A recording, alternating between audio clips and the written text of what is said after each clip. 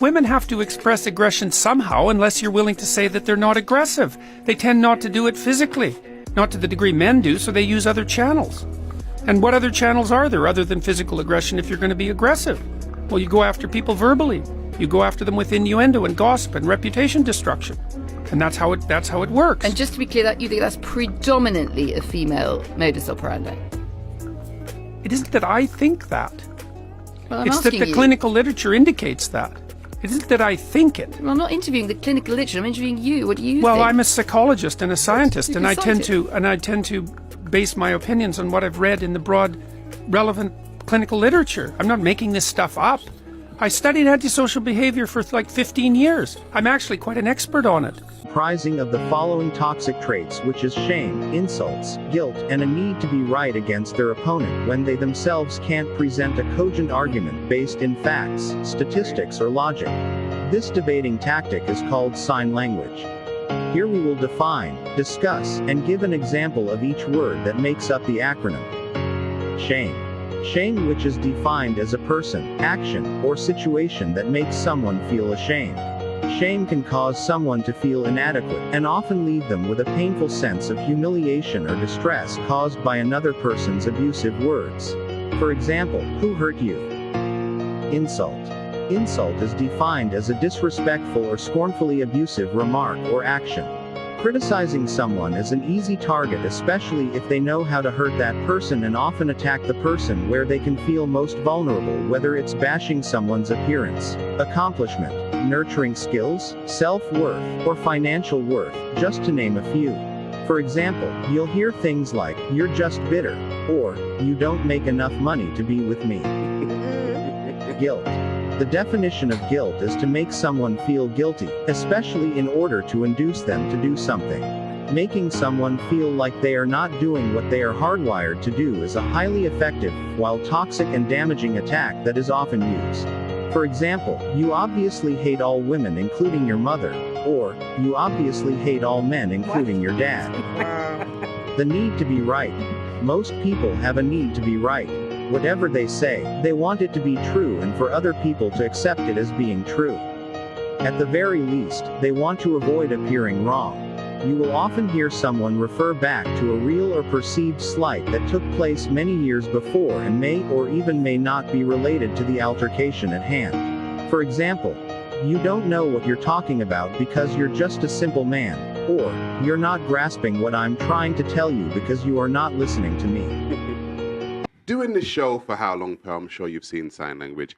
I've seen sign language many a times, and even online, when I, post videos or go into the comment section, one of the major things when it comes to sign language is women say, "You're hurt. Who hurt you? Who hurt you? Who hurt you? Why are you saying this?" And normally it is a rebuttal to factual information. Okay. Arguably. No, not arguably. It's factual information. They say that to me all the time as well. They say Dinava's just bitter. Look at who hurt you, Dinava. Look at her. But if we really do break it down, we understand the manosphere and the red pill space. When men are speaking about things like either divorce, right, where men get shafted in divorces, or suicide rates amongst men, or the way in which women treat men in this day and time with the whole misandry. One of the major rebuttals that I found is that women say, "Oh, who hurt you? You're hurt." So my question is, why is that the rebuttal? Are you asking me? Yeah, I'm asking you, Dinava. Go for it.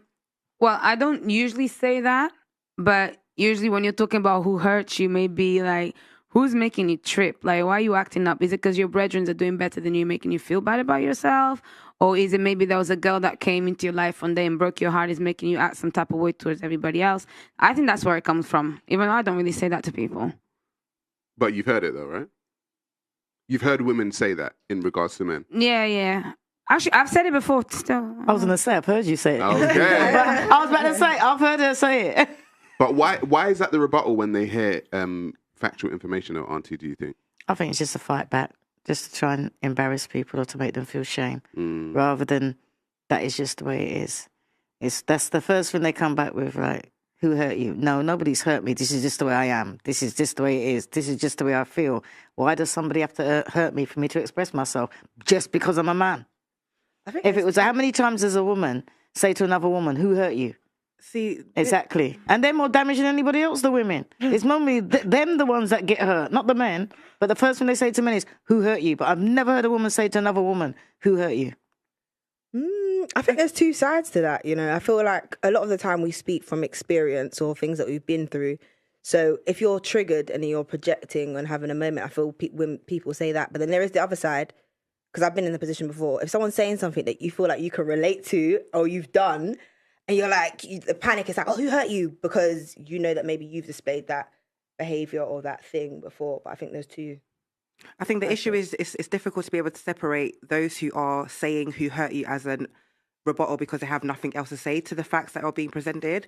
But at the same time, I do feel like we all come from relative trauma, pain experiences. So sometimes our passion can come across misleading. So you might have a fact, but the way in which you're expressing yourself is like, okay, I get that you're passionate about this, but maybe you're not speaking directly to me. You're speaking from a place of hurt. Where did that come from? But I can definitely understand why a man would feel like, okay, now that I'm speaking facts are suddenly who hurt you. But generally, like, why are you coming across so aggressive? Like, just, you know. But the thing is, with that, I've always said, like, we're all sitting on this panel, right? We've all been hurt to some degree, right? All of us have had a heartbreak, right? Mm-hmm.